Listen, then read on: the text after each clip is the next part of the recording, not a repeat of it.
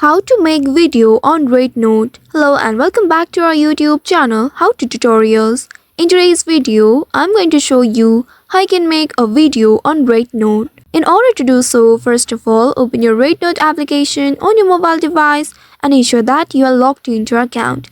Once logged in, you will reach to this home page.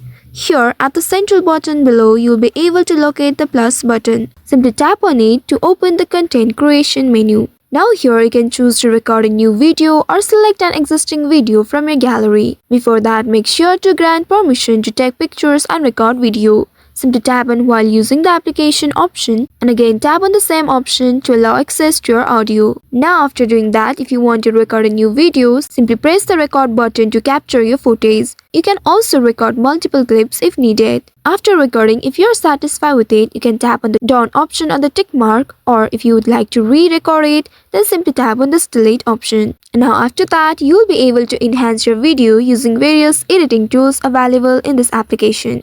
At the bottom left, you'll be able to see different icons. If you'd like to add effect, you can simply tap on the effect option and select the effect that you prefer. And if you'd like to add text overlays, tap on this text option. After entering the text, you may tap on the tick mark to save it.